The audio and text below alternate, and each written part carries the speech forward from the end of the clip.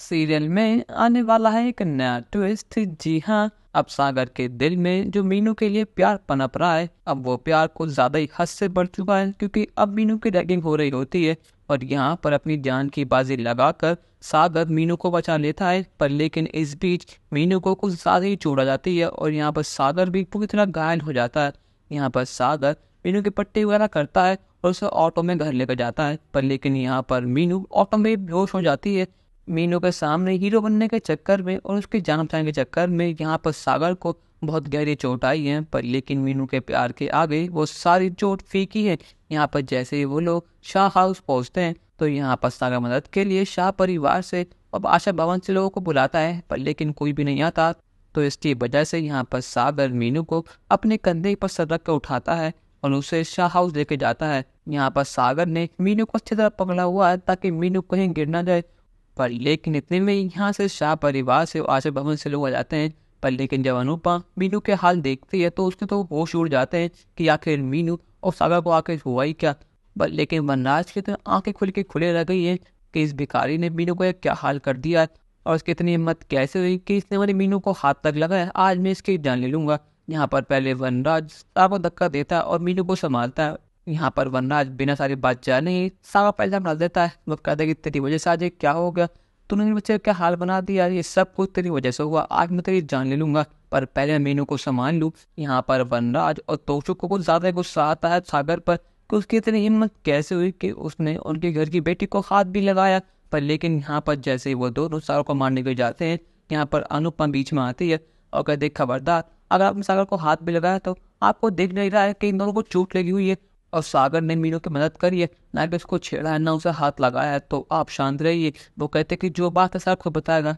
सागर सब बताता है कि कैसे उसकी रनिंग हुई थी और कैसे उसको बचाने के लिए वो हमारा पहुंच गया। पर मैं चाहता कि सब बहाने हैं और ये सब कहानियां हैं, मुझे ये बता कि क्या ठीक है तूने उसे बचाया।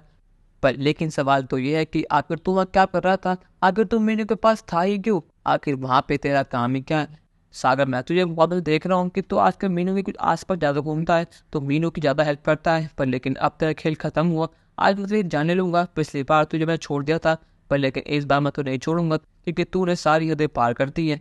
तो उसको कहता है कि पापा आप फिक्र मत कीजिए, इस कीड़े को तो आज मैं मसल दूंगा, आज मैं इसका वो हाल करूंगा, किसी को सोचा भी नहीं दूंगा। अनुपमा कहते कि आप लोग अंधे हैं क्या, सागर ने बताया ना कि उसने मीनू की हेल्प करी है, ना कि उसको छेड़ा है। अरे सागर वहाँ कुछ काम से गया होगा, वहाँ उसकी सवारी होगी, इसका मतलब ये नहीं कि वो जाएगा नहीं। और ये बस एक इत्तेफाक है कि वहाँ सागर पहुंच गया और उसने मीनू की हेल्प करी, पर लेकिन आपको तो उसमें कमी दिख रही है। सागर को थैंक यू बोलने की जगह, उससे माफी मांगने की जगह आप उसे मारने को जा रहे हैं। पर लेकिन अगर आपने उसे हाथ भी लगाया तो आज पुलिस कंप्लेंट मैं कर दूंगी, फिर आपका पूरा शाह परिवार अंदर हो जाएगा।